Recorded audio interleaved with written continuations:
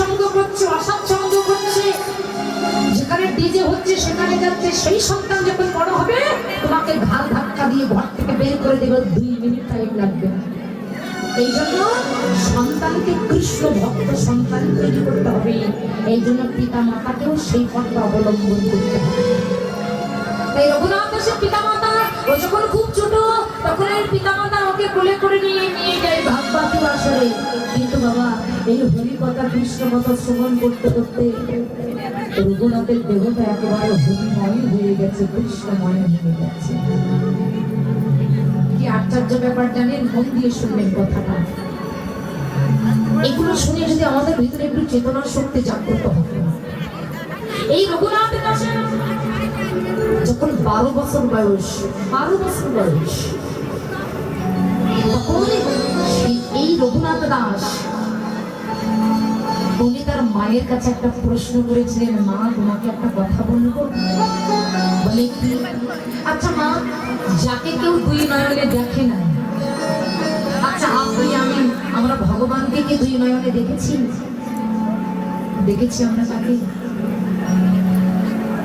তাকে তো দেখিনি, কিন্তু তার লীলা শুনে, তার নাম শুনে, তার নামের মহিমা শুনে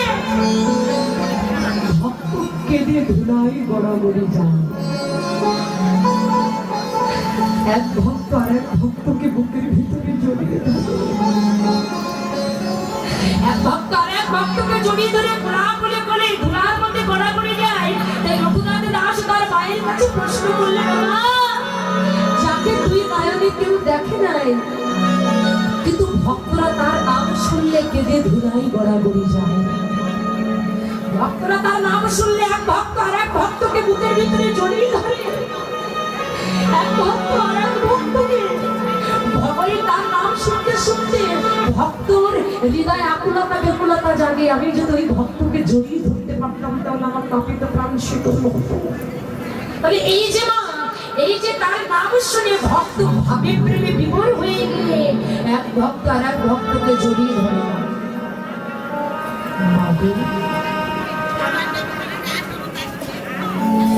ওই মানুষটাকে যদি আমি একবার, যার নাম শুনে ভক্তদের ভিতরে এত প্রেম জাগে, ওই মানুষটাকে যদি একবার আমি 2 নয়ন করে দর্শন করতে পারতাম তবে আমার মানবের জীবনে ধন্য হয়েছে। জানো মা, আমার খেতে ভালো লাগে না, আমার ঘুমাতে ভালো লাগে না, আমার কারোর সঙ্গে কথা বলতে ভালো লাগে না, আমার কোনো জায়গায় যেতে ভালো লাগে না, আমার শুধু মন এটা চাই আমি শুধু গৌর গৌর বলে নয়নে জলে কাঁদি। আমার শুধু কাঁদতে ইচ্ছা করে, আমার শুধু গৌর বলে কাঁদতে ইচ্ছা করে মা। আমি গৌর ছাড়া অন্য কোনো কিছু জানি না। এখন এই নাম শুনতে শুনতে এতটা কৃষ্ণ প্রেমে বিভোর হয়ে গেছে, ভাবের ঘরে ডুবে গেছে।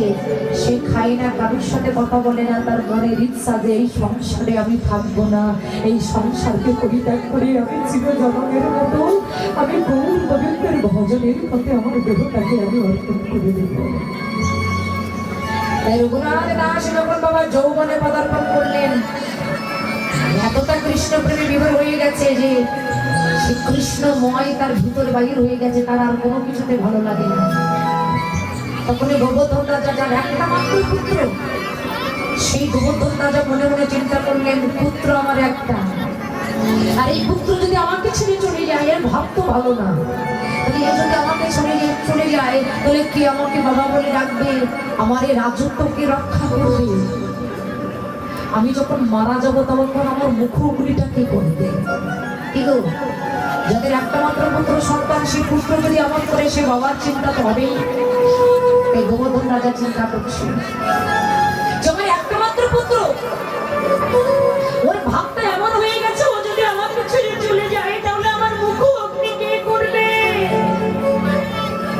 আমার এই রাজত্ব কে রক্ষা করবে, আমি কার কাছে আমার এই রাজত্বটা আমি দিয়ে যাবো? আমাকে বাবা বলে বুকে জড়িয়ে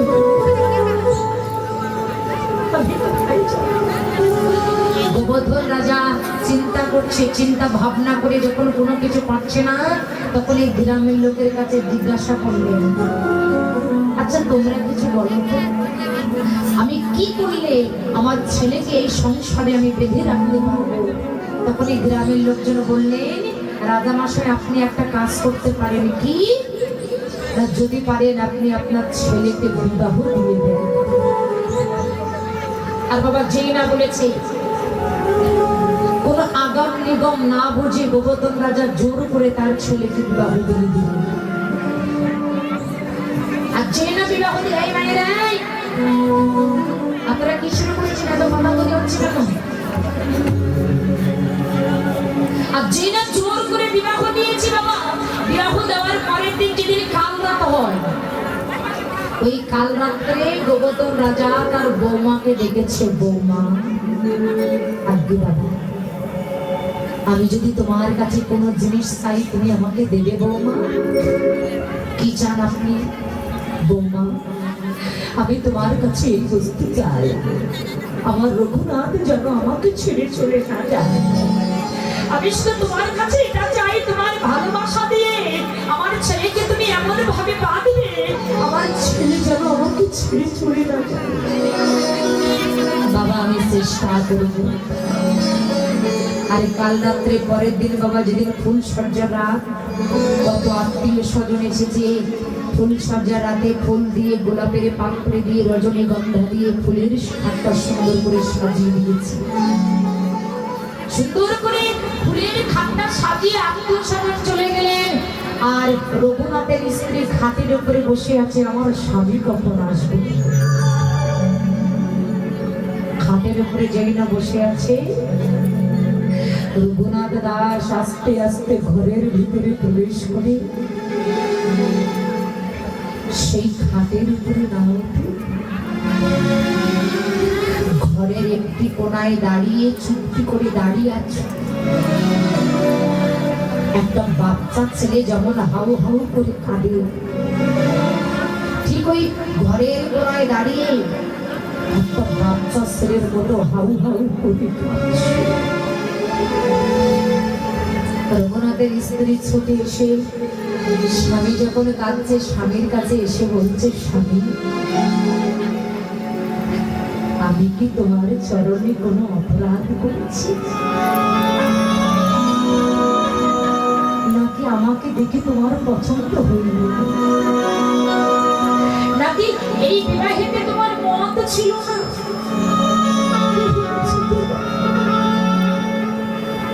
আমি কি কোনো ভুল করেছি? তুমি আমার বদনটা একটু দেখো না, আমাকে দেখে কি তোমার পছন্দ হইলে? তুমি কেন কাঁদছো? রঘুনাথ দাস নয়নের জলে কাঁদতে কাঁদতে তার স্ত্রীকে জড়িয়ে ধরে বলছে,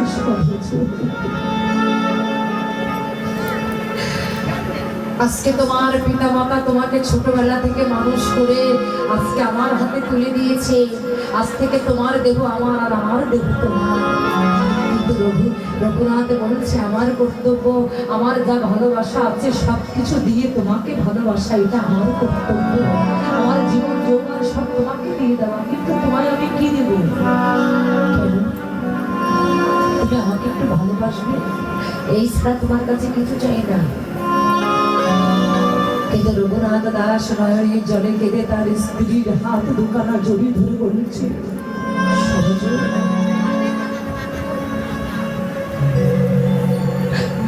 আমি তোমাকে কি দেব? আমি তোমাকে দেওয়ার আগে আরেকজনের চরণে যে সব আমি দিয়ে দিয়েছি, আরেকজনের চরণে দিয়েছি বলছি, যাবো তোমার দেওয়ার মতো আমার কিছু নাই। তুমি আমার দেহ পাবে কিন্তু আমার মন পাবে না। আমি ছোটবেলা থেকে যার নাম শুনতে শুনতে আমি এত বড় হয়েছি, আমি তার চরণে আমার এই দেহ যৌবন আমি সব শুনে দিয়েছি। কাকে দিয়েছ? ওই গো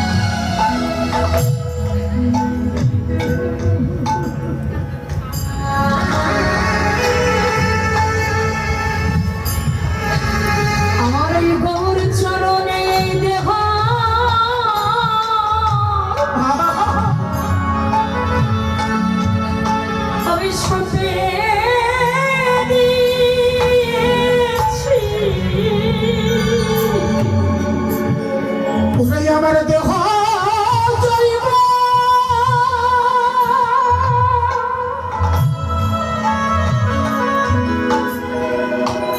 ওরে দেহ জৈব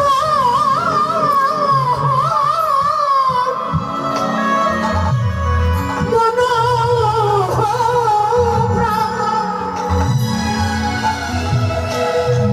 আমি গৌর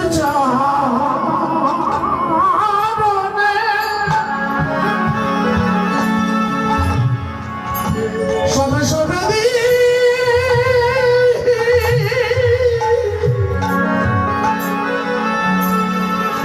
সবে দিয়েছি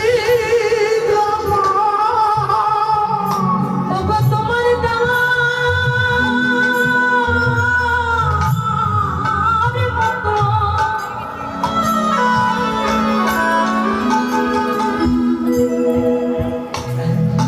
আমার আর কিছু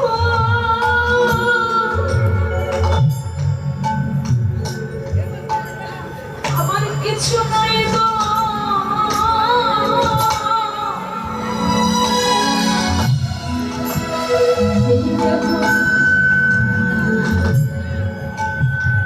এই দেখো গোবর চুরি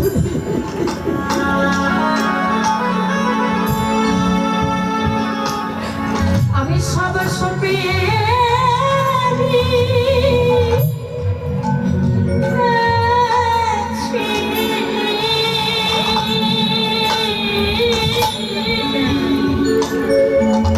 তোমায় দেওয়ার বেতয়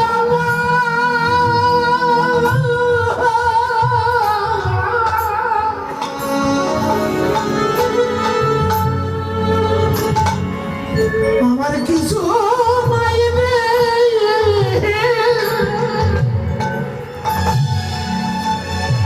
দেখো গৌর চা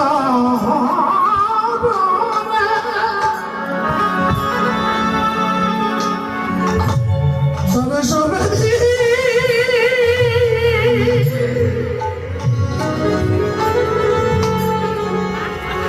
সবে দিয়েছি আমার জীবনে যৌবন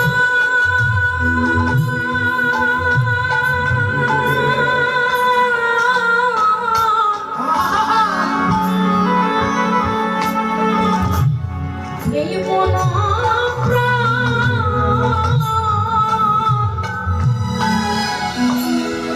এই দেহ আমি আমার গৌর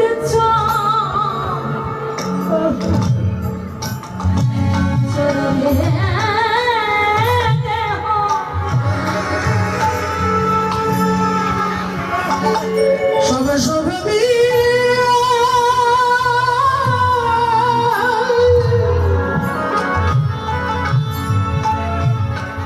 সবে দিয়েছি আমার গৌর ছাড়া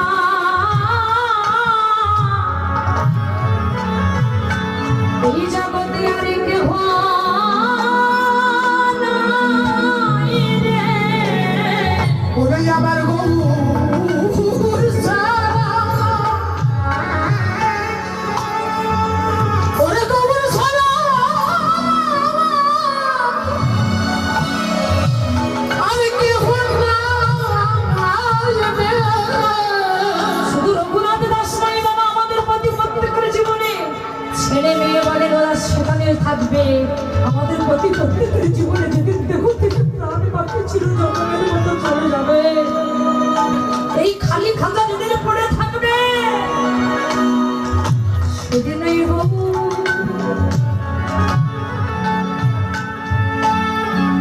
ওই হবু ছাড়ো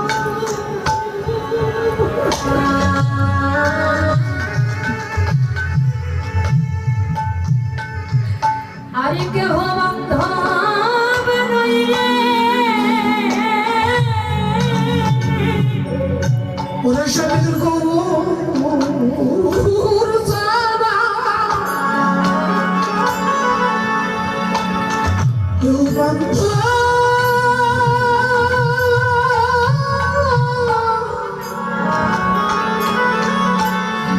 ওরে বান্ধব নাই রে। যেদিন তোমার খালি থাকবে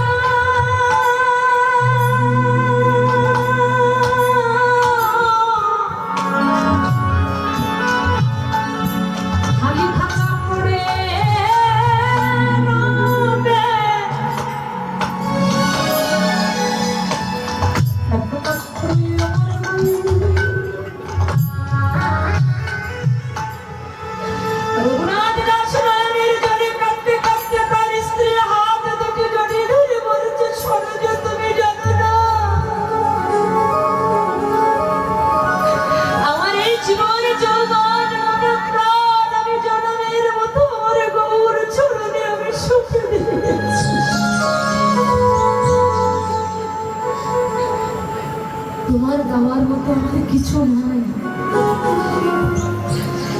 আজকে এই ফুল সজ্জা রাত প্রত্যেকটা ছেলে মেয়ের জীবনে স্মরণীয় রাত।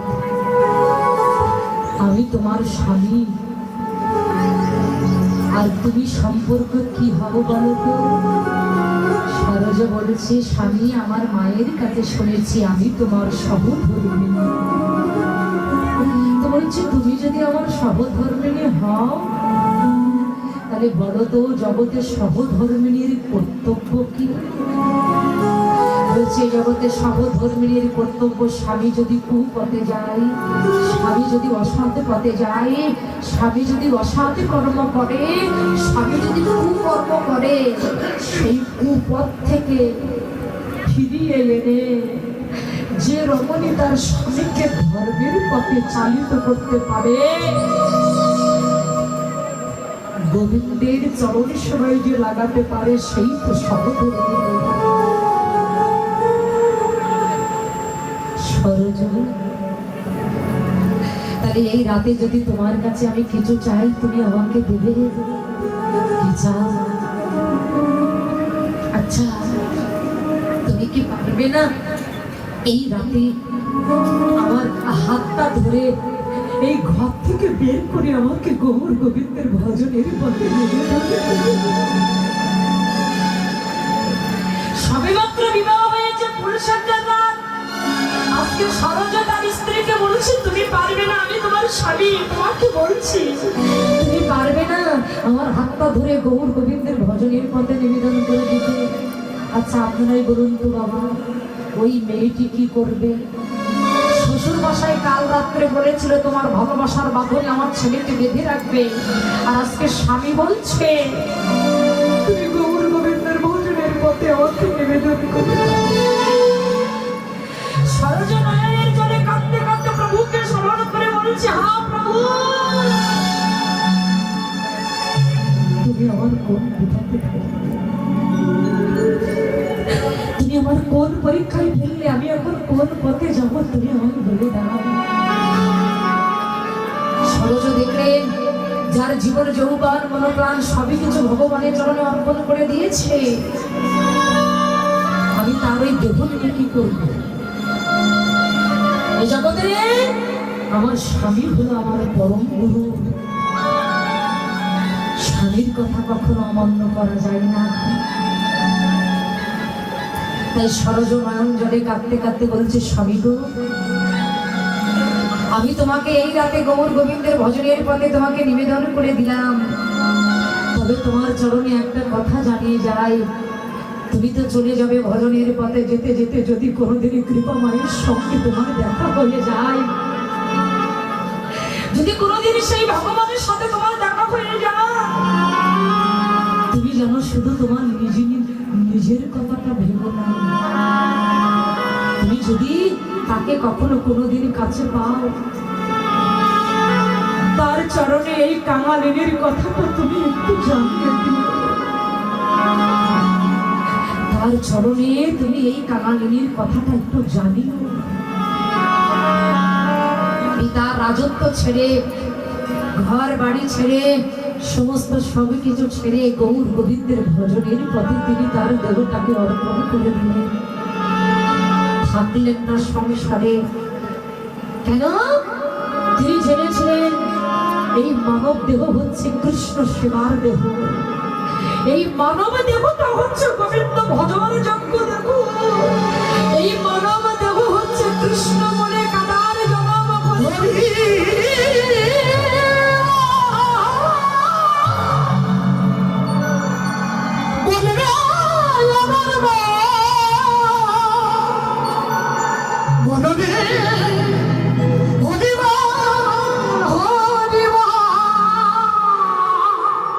তাই তিনি সবে কিছু ছেড়ে দিয়ে গৌর গোবিন্দের ভজনের পথে তার দেহটাকে তিনি অর্পণ করে দিলেন, আর জগৎকে জানিয়ে দিলেন, জগৎ মিশে মায়ায় আবদ্ধ হয়ে সারাটা জীবন ধরে যে সংসারে তোমরা আমার আমার করে যাচ্ছে, এটা তোমার কেউ নয়।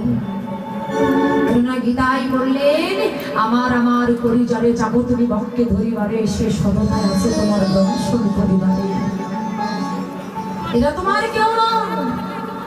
এই জগতে তোমার আপনজন একমাত্র তিনি। হয়তো আজকে আমরা তাকে ভুলে গেছি, তার কথা আমাদের মনে নাই, তার কথা আমরা কেউ ভাবছি না, চিন্তা করছি না। কিন্তু সংসারে আমরা যাদেরকে আঁকড়ে ধরে বেঁচে আছি, এরা আমার কেউ নয়, এরা দুদিনের বস্তু। এরা এই জগতের সংসারে এদেরকে আমি দিতে পারবো, তাই এরা আমার ভালো, আমাকে ভালোবাসবে। আমি যখন দিতে পারবো না, তখন এদের কাছে আমার আর এই দেহের কোনো মূল্য থাকবে না। কিন্তু জগতে এমন বান্ধব একজন আছে যে সারা জীবন ধরে শুধু দুহাত ভরে দিয়ে গেল, কিন্তু বিনিময়ে আমাদের কাছে কিছু চাইল না। যে সারা জীবন ধরে শুধু দিয়ে গেছে, কিন্তু বিনিময়ে আমাদের কাছে কিছু চাই না, সে শুধু দিয়েই যায়। তাই গৌর হরি আমাদের মতো জগৎ জীবকে জানিয়ে গেলেন, হে জগৎবাসী, যদি পারো তোমার জীবনের বেলাটা থাকতে থাকতে সকাল সকাল গুরু চরণ আশ্রয় করে এই দেবতা তুমি গৌর গোবিন্দের চরণ সেবায় নিবেদন করে দাও।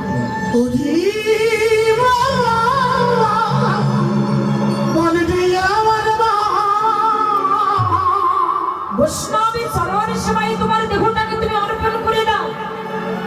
বলতে গেলে বড় বাবা লজ্জা করে যে আমরা সনাতন ধর্মের মানুষ হয়ে যে বৈষ্ণবকে দেখলে, যিনি ভগবান আমার গৌরাঙ্গ মহাপ্রভু, তিনি বৈষ্ণবের চরণে তার মাথাটা নত করে গেছে, তিনি যাকে দেখেছে তার চরণে মাথাটা নত করে চরণ ধুলি অঙ্গে রেখেছে। আর আমরা এমনই কুরুষিত জীব যে আমাদের উঁচু মাথা আমরা নত করতে জানি না।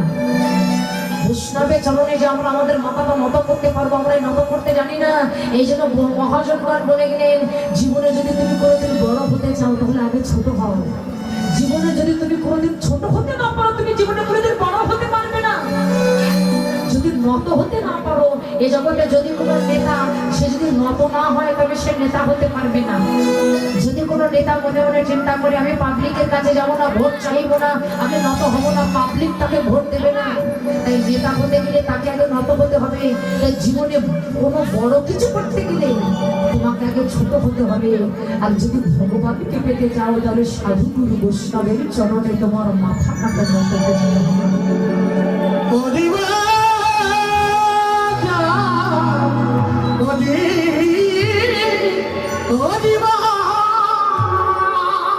বৈষ্ণবের চরণে মাথাটা নত করো।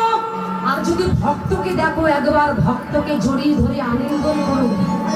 এই যে আমরা অনেকে আছি, ভক্ত সঙ্গ করতে চায় না, মনে মনে চিন্তা করি আমি এত দামি একটা শার্ট পরে এসেছি, দামি একটা প্যান্ট পরে এসেছি, আর দোকানের মতো যাদের ব্যক্তিদের সঙ্গে কেন আমি আলিঙ্গন করবো রে বাবা, ওর গায়ে কত গন্ধ আছে।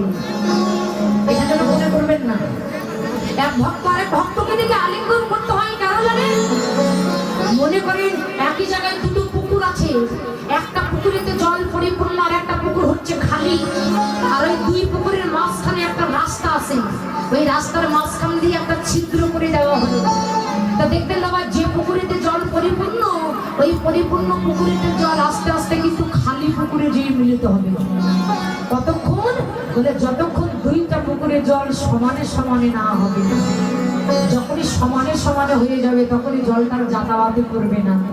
ঠিক তেমনি এই জগতে এক ভক্ত আরেক ভক্তকে দেখলে আলিঙ্গন করতে হয় কেন জানেন?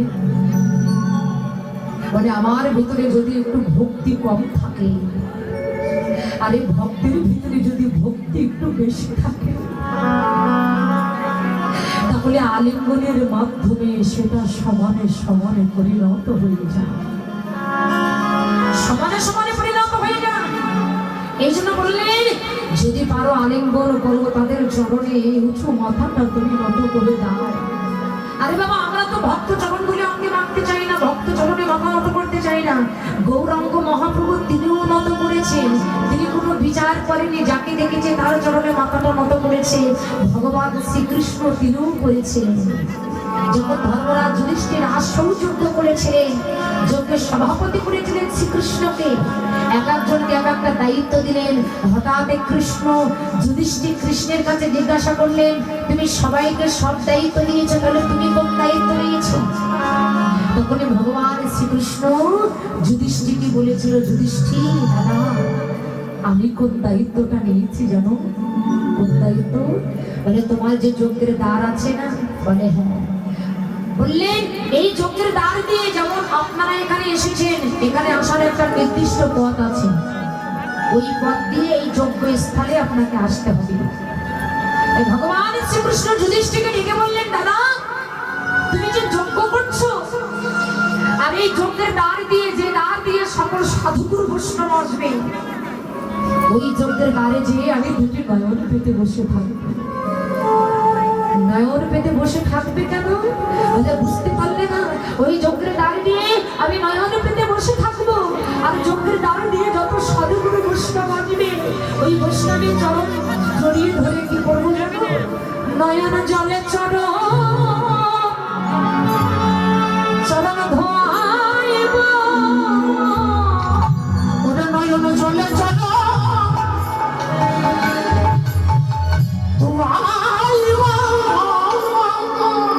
বৈষ্ণবের চরণ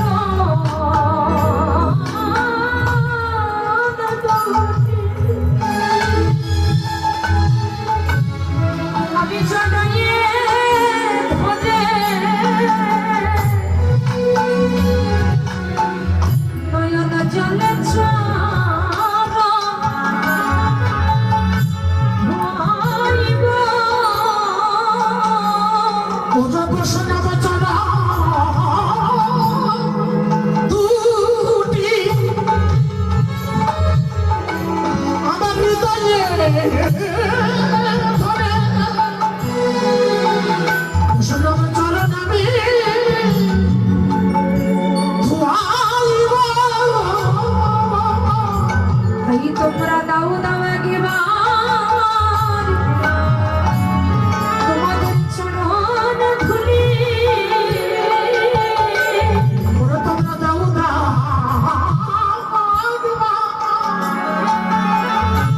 তোমাদের চরণের ধুলি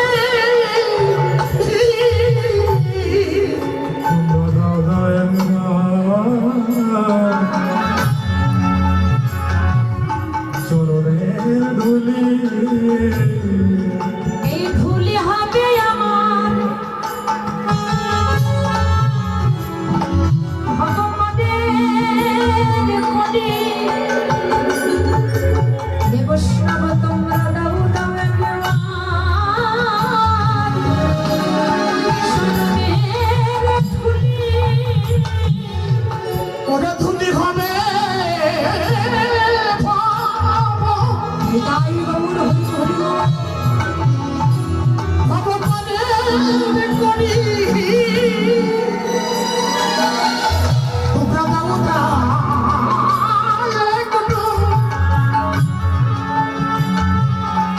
তোমাদের চরণের ধুলি এই বৈষ্ণব চরণ ধুলি হবে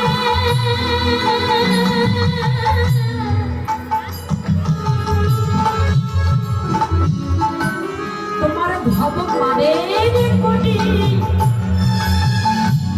তাই তোমরা কুড়াইয়ে নাও। আজকে যে দিন পেয়েছো, এই দিন তোমার জীবনের মাইমা আসতে পারে। শাস্ত্রে বললে বিশ্বাসের নমুনায় বিশ্বাস বাদাউ তো ভবিষ্যতে আমার লোকযোগ্য মনে হবে না। এই দিন তোমার জীবনে মাইমা আসতে পারে। তাই এই যে ভক্ত সঙ্গ পেয়েছো, হেলায় হেলায় হারিও না। কোটি কোটি জন্মের সুকৃতি ফল না থাকলে কোনোদিন ভক্ত সঙ্গ হয় না। তাই তোমরা কুড়াইয়ে নাও বৈষ্ণবের চরণ ধুলি। ওরে তোমরা গোড়াইয়ে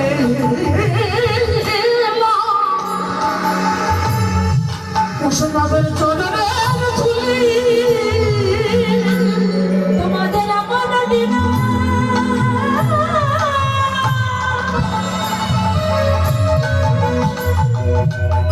হয় কি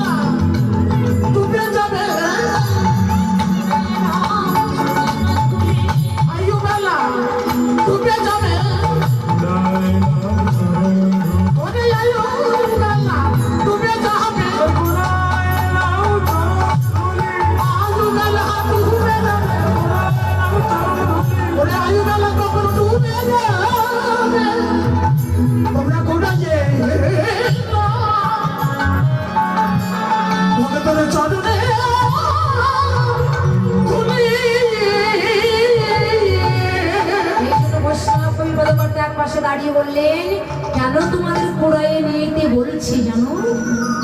এই বৈষ্ণবের চরণ ধরে মাখতে মাখতে যদি কখনো কোনো দিন একটা নিষ্কঞ্চন বৈষ্ণবের চরণে তোমাদের হাতে পড়ে যায়, সেই দিন তোমাদের মানব জন্ম ধন্য হবে।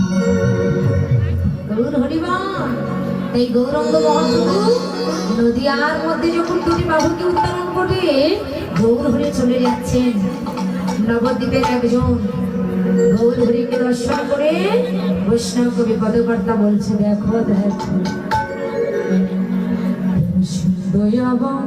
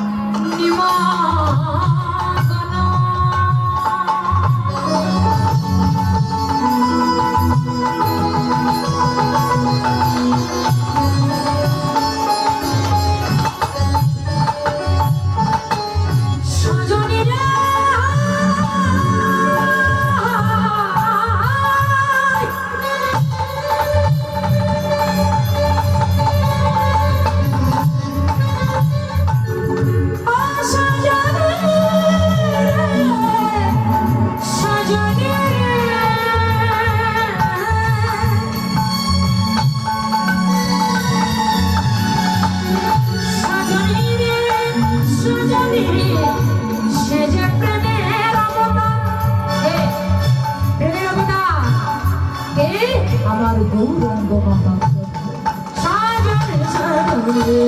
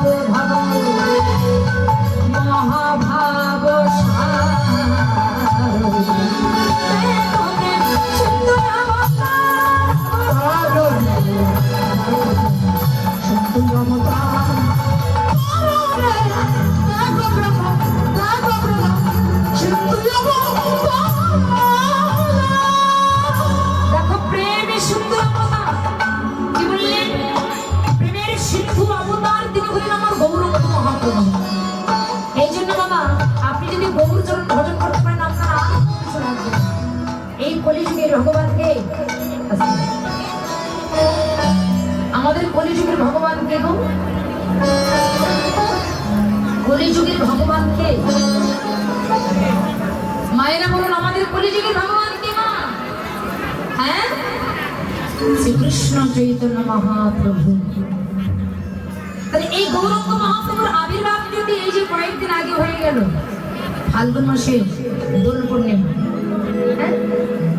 এই যে গৌরাঙ্গ মহাপ্রভুর আবির্ভাব থেকে যে চলে গেল, বড় দুঃখ লাগে, বড় কষ্ট লাগে।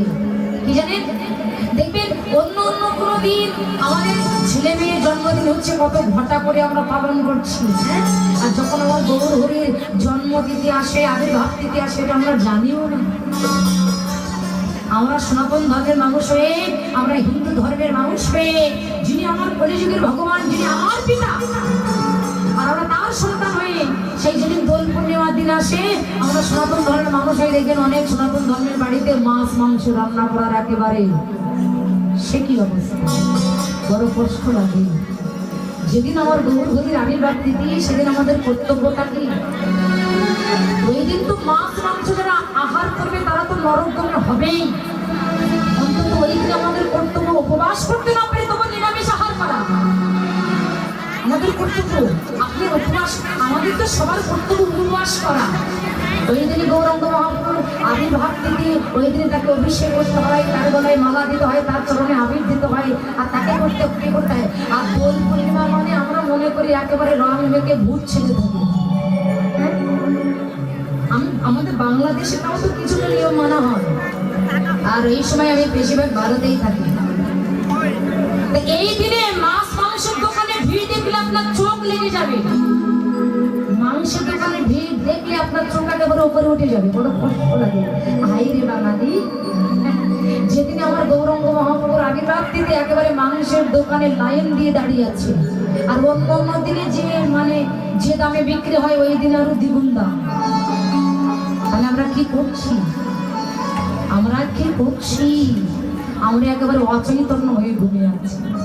হ্যাঁ, আজকে গৌরাঙ্গ মহাপ্রভু তিনি হলেন প্রেমের সিন্ধু। আমার চৈতন্য মহাপ্রভু, আমার ভগবান, আমার কলিযুগের ভগবান। তাই তার গুণকীর্তনটা আমাদের করতে হবে। তাই যদি গৌর চরণ আপনি আশ্রয় করতে পারেন, আপনার আর কোনো কিছু লাগবে না। শাস্ত্রে বললেন, চারি বেদ সরদর সরব করি আছে, যেই জন সেই যদি আমার গৌরাঙ্গ নাহি বজে, বৃথা তার অধ্যয়ন লোচনে বিহীনি জন দলপটে কিংবা তার কাজে। আপনি সারা জীবন নিরামিষ আহার করলেন, প্রসাদী হলেন, সবকিছু হলেন, কিন্তু গৌর নাম শ্রবণ করে 2 ফোঁটা নয়ন অশ্রু ঝরাতে পারলেন না। একটা অন্ধের সামনে আয়না রাখলে ওই অন্ধ যেমন আয়নার মধ্যে নিজের মুখমণ্ডলটাকে দর্শন করতে পারে না, যে গৌর চরণ বাদ দিয়ে অন্য কোনো কিছু করে সে হলে একটা অন্ধের সমতুল্য। আবার শাস্ত্রে বললেন, বেদ বিদ্যা দুটো কিছু নাকি জানো তো, সে যদি আমার গৌরঙ্গ করে সাপ। ঠাকুর নয়নানন্দেতে বলে, সেই তো সকলে জানে সর্বসিদ্ধি করো বলে না। বলে যে বেদ অধ্যয়ন করতে পারে না, কোনো গ্রন্থপাতি অধ্যয়ন করতে পারে না, কিন্তু গৌর নাম শ্রবণ করে একেবারে বসে বসে নয়নের জলে খাবে। বললেন সে সর্বসিদ্ধি লাভ করতে পারে। তাই ঠিক জায়গা, ওই জায়গাটা আমাদের ঠিক রাখতে হবে বাবা। তিনি বলেন আমার কলিযুগের ভগবান, আমার ভগবান গৌরাঙ্গ মহাপ্রভু। হ্যাঁ, তাই তিনি প্রেমের সিন্ধু, তিনি হলেন প্রেমের সিন্ধু অবতার। তাই বলছে দেখো প্রেম সিন্ধু অবতার। আজকে সেই প্রেম সিন্ধু অবতার গৌরাঙ্গ মহাপ্রভু নবদ্বীপের মধ্যে ব্রজ ভাবে বিভাবিত হয়ে ফুলকর দালকে সঙ্গে নিয়ে সুরধ্বনির তীরে দিয়ে দুটি বাহুকে উত্তোলন করে হরিনাম করতে করতে গৌর হয়ে চলে যাচ্ছে। হরিনাম করতে করতে সুরধ্বনির তীরে দিয়ে গৌরাঙ্গ মহাপ্রভু চলে যাচ্ছে। হ্যাঁ, তাই নদীয়ার এক নাগরী আরেক নাগরীকে রেখে রেখে বলছো, নাগরী শোন, দেখে না তোরা দেখবি বিজয়ায় এই সোনার নদিয়ায় সচি মাতা তোলা দিয়া নেচে নেচে যায়। তোরা দেখবি বিজয়ায় সোনার নদিয়ায় সচি মাতা তোলা দিয়া নেচে নেচে যায়।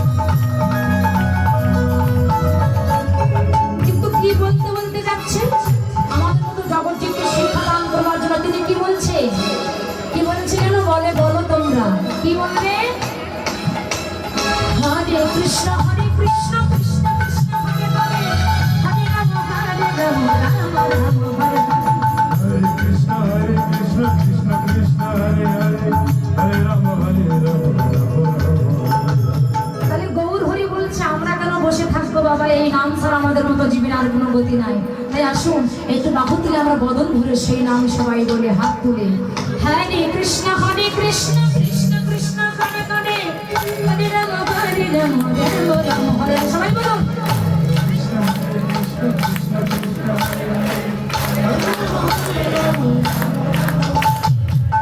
সাউন্ড তো বের হয় না, এতগুলো ভক্ত আছেন আজকে বড় কষ্টটা লাগে কোথায় জানেন?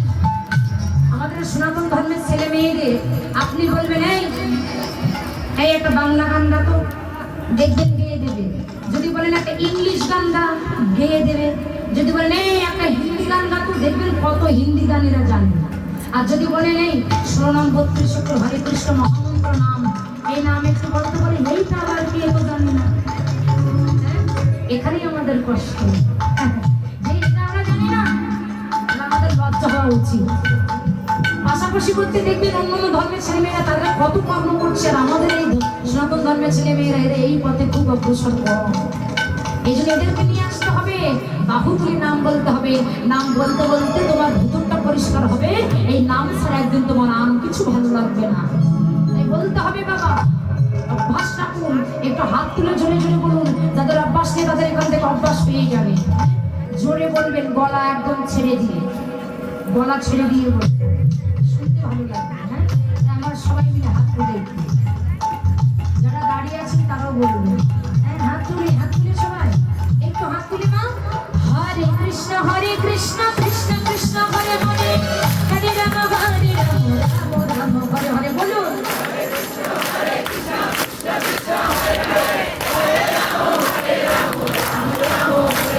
সেই আওয়াজটা এখনো হয়নি, একেবারে প্যান্ডেলটা থরথর করে কাঁপছে এমন আওয়াজ বলতে হবে, পারবেন? আমার মায়েরা তো ঝগড়া করার সময় গলায় খুব জোর হয়, কিন্তু এখন এনাদের গলায় আর জোর হচ্ছে না। কিন্তু মায়েরা, দাদাদের কণ্ঠটা আপনার শোনা যাচ্ছে, কিন্তু আপনাদের কণ্ঠটা মোট শোনা যাচ্ছে না। কি ব্যাপার, আপনাদেরকে লজ্জা করছে নাকি? হ্যাঁ, তাহলে একটু উচ্চস্বরে বলবেন সবাই একসাথে, এই লাস্ট চান্স, আর কিন্তু বলবো না। সবাই হাত তুলে, সবাই হাত তুলুন, হাত তুলুন, সবাই তুলুন, একেবারে আত্মসমর্পণ করে দেন, করতালি দিয়ে শুরু করেন। হ্যাঁ রে কৃষ্ণ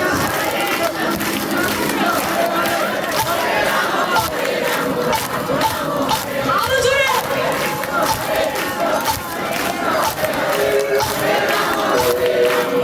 মায়েরা জোরে। হরে কৃষ্ণ কৃষ্ণ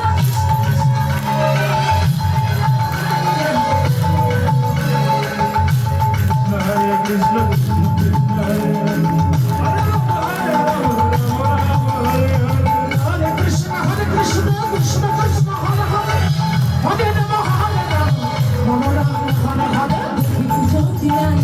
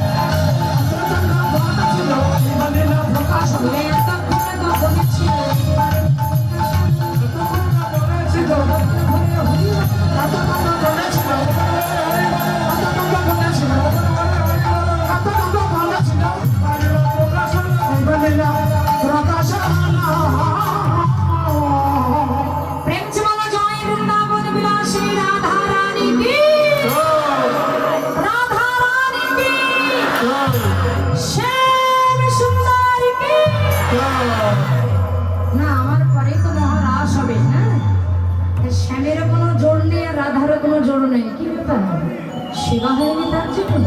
ও আচ্ছা আচ্ছা, ঠিক আছে। জোর দিতে গেলে এত সেবার প্রয়োজন হয় না গো, মন থাকলে হবে। প্রেম জীবন শ্যাম সুন্দর কি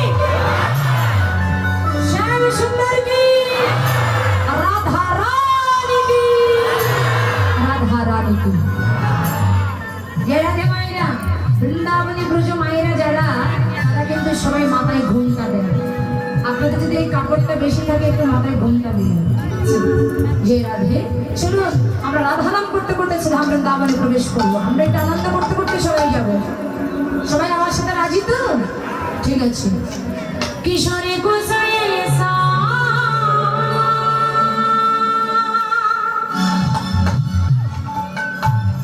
মাথায় কাপড় দিবেন আর বাবারা মনে মনে দিবেন। ইন্তজামে হো যাবে কিশোরে গোসাই ইন্তজামে হো যাবে किशोरी कुछ नहीं था इतना जाना हो जाए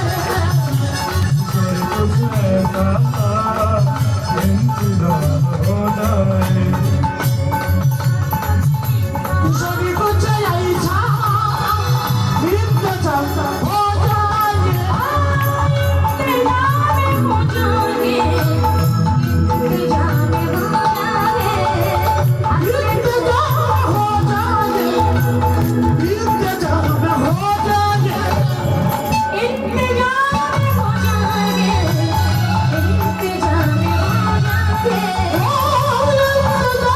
हो जाएंगे इंतजामे हो जाएंगे किशोरी पूछो किशोरी पूछो किशोरी पूछो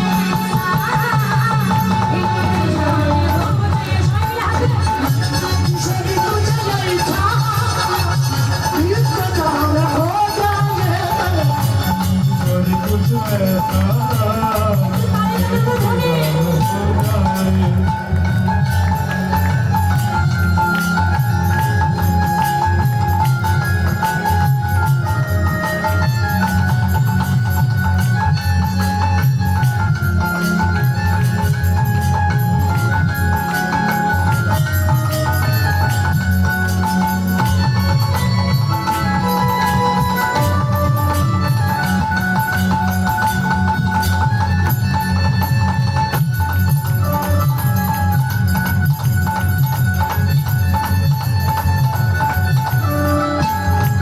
जब गिरते हुए तेरा नाम लिया है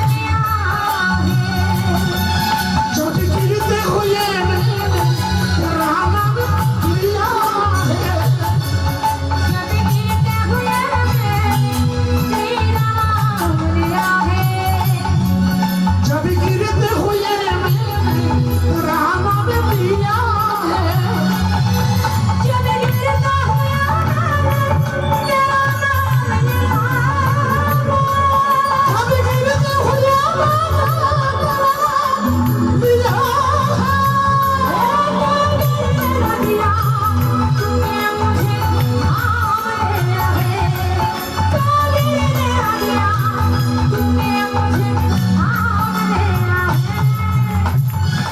किशोरी पूछो किशोरी पूछो किशोरी पूछो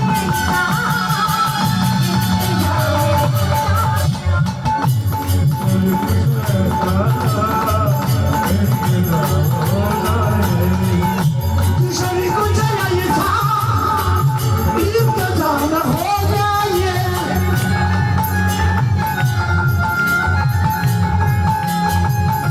আরে একটু পানি করার সময় হাত তুলে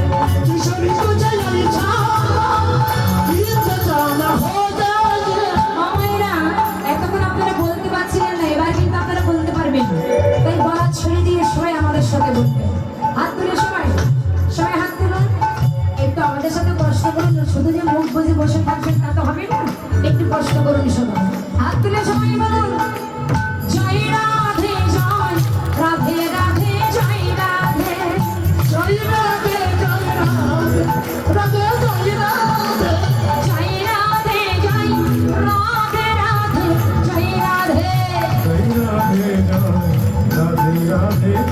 রাধে। আপনারা হয়তো একেবারে মন থেকে বদল ধরে নাম বলছেন না, কিন্তু যদি শুধু রাধা নাম করতে পারেন কৃষ্ণ নাম করা লাগবে না, কৃষ্ণ নিজেই আপনার কাছে এসে ধরা দেবে। দেখবেন আগে সাবান কিনলে শ্যাম্পু ফ্রি পাওয়া যেত, টুথপেস্ট কিনলে ব্রাশ ফ্রি পাওয়া যেত, তেমনি রাধাকে ভজন করলে কৃষ্ণকে ফ্রি পাওয়া যায়। হ্যাঁ, জয় রাধে রাধে, তাই প্রেম ছিল বলো। জয় রাধে জয় রাধে রাধে জয় রাধে জয় রাধে জয় রাধে রাধে জয় রাধে বলো জয় রাধে জয় জয় রাধে রাধে জয় রাধে জয় রাধে জয় রাধে রাধে জয় রাধে জয় রাধা জয় রাধা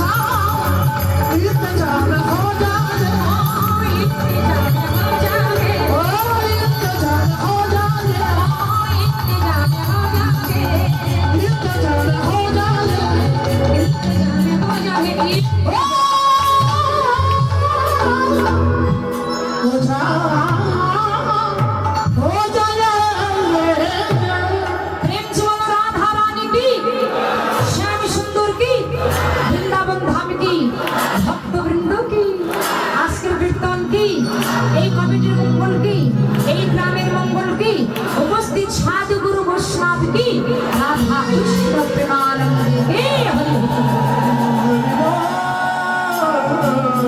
হরি হরি হরি শ্রীমতী রাধা রানী আমার এই যে একটু আগে বসে বসে কি করছিলেন? রাধা রানী বসে বসে কৃষ্ণ রূপের কথা আলাপন করছেন।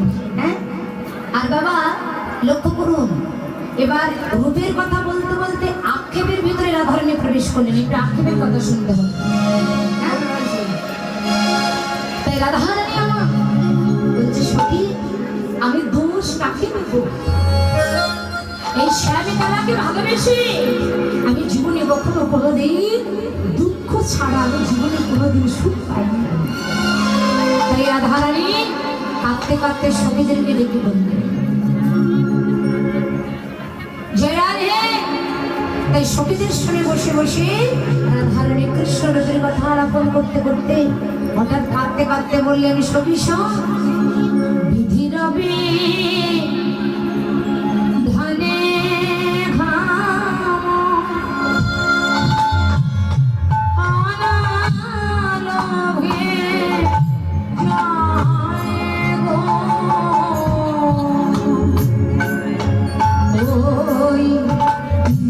রবি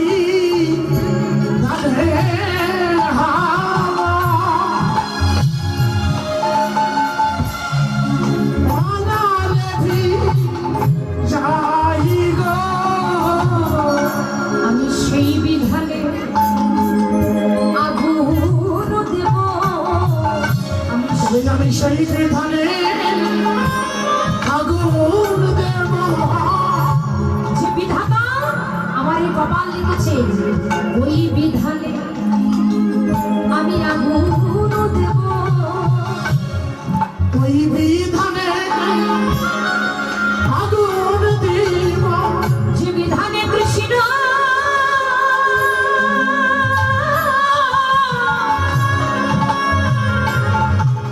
কৃষ্ণ ভজিতে দেয় না। শোন, আমি সেই বিধানে আগুন দেব। করেছে বিধানে কৃষ্ণ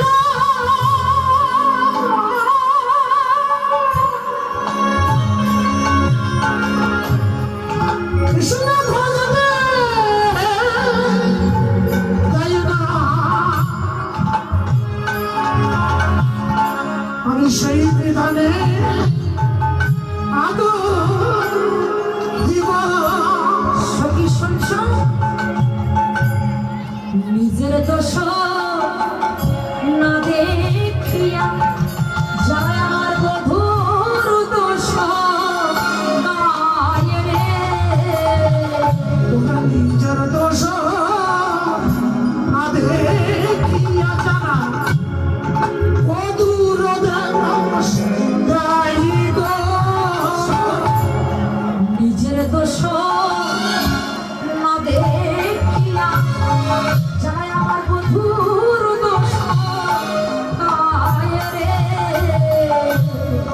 নিজের দোষ না দেখিয়া জানা অদূর দাস দায়ী গো। আর তাহারে আসিয়া যেন ওই কাল সাপে লাগে রে, কাল সাপে খায়। ওরে তাহারে আসিয়া যেন কাল সাপে খায় গো। কাল সাপে খায়। সত্যিকার বলতে তুই সাপের কথা বললি, তুই এমন অভিশাপ দিলি। রাধারানী বলেছে সখী আমি যে সাপের কথা বলেছি, এই যাবতীয় জীবনের সাপের কথা বলি নাই। ওই কাল কেউটি নয়, ঘুঘরুও নয়, তাহলে কোন সাপ? বলে কোন সাপে জানিস? যে সাপে আমার দংশন করিবে, যে সাপে আমার দংশন করে। যে সাপে আমার দংশন করিবে। যে সাপে আমার দংশন করবে। কৃষ্ণ অনুরাগ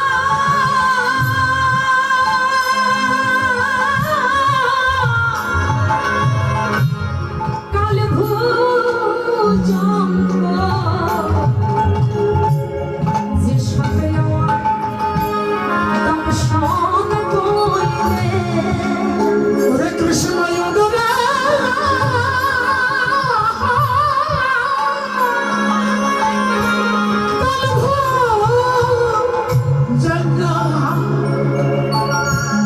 সাপে আমার দংশন করিব। শোনো শোনো, আমার পরাণ বধূকে যারা ওরে করিয়া দেয় পর রে। আমার পরা বধূকে যারা করিয়া দাম ভর গো। ও দিন দুপুরে যেন ওরে বাড়ি ঘর রে, ওরে বাড়ি ঘর।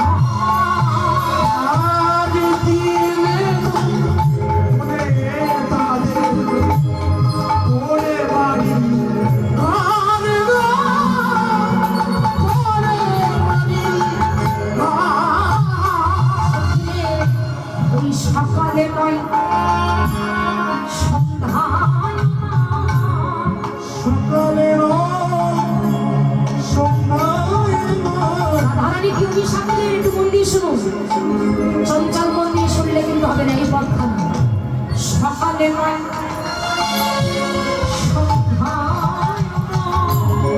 ওরে সকালেও না সন্ধ্যাও না ঠিক দুপুরে যেন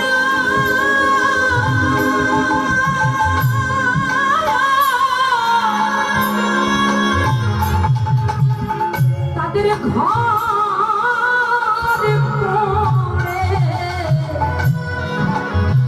সকালে না সন্ধ্যায় না ওরা ঠিক দুপুরে জানা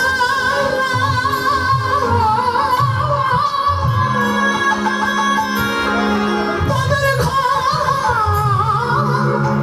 পড়ে সকালেও না সন্ধ্যাও না এই ঠিক দুপুরে যেন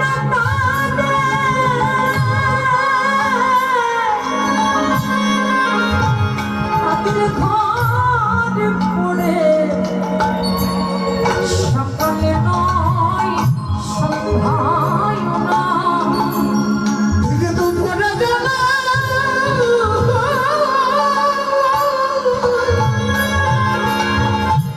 তাদের ঘর পড়ে সকালেও না সন্ধ্যাও না ও দিন দুপুরে যেন ওদের ঘরে বাড়ি ঘরে বাড়ি দিন পড়ে যাবে পড়ে বাড়ি তবে গো পড়ে বাড়ি এই সঙ্গীতের শুনে বসে বসে রাধারানী মনের আক্ষেপ মানে মনের অনুরাগের কথা বর্ণনা করছে। হ্যাঁ, এই অনুরাগের কথা বলতে বলতে সঙ্গীতের শুনে বসে বসে রাধারানী যখন অনুরাগের কথা আলাপন করছেন ঠিক সেই সময় হঠাৎ এই কথা বলতে বলতে রাধারানী যখন সঙ্গীতের শুনে বসে বসে এই কথা বর্ণনা করছে না তখন কি হলো জানো সখীদের সঙ্গে বসে বসে এই কথা বলছে সখী শোনে রূপের কথা হইতেছিল বসে ধ্যান কালে বৃন্দাবনে বাজল শ্যামের সুরধ্বনি রে অনুধ্বনি সবে রূপের কথা হইতেছিল বসে আমার কালে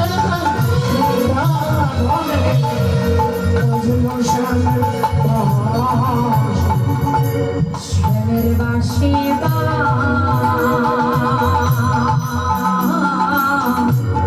বাজিল রে শ্যামের বাঁশি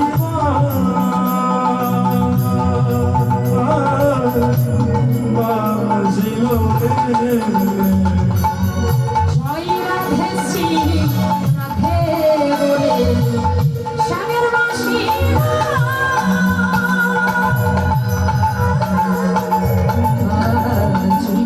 রে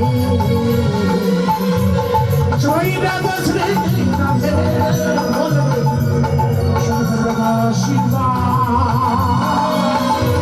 বাজিল রে বাজিল রে বাঁশি বৃন্দাবনে বাজিল রে বাঁশি বৃন্দাবনে সবাই ঘুমাচ্ছে কিন্তু ওই যে হাঁ করে ঘুমাচ্ছে কিন্তু ব্যাং যাবে আর ফস ফস লাগবে যারা রে আপনি ঘুমিয়ে পড়েছে বুঝতে পেরেছে শ্যামের বাঁশি বাজিল রে বাঁশি বৃন্দাবনে বাঁশি বেঁধেছে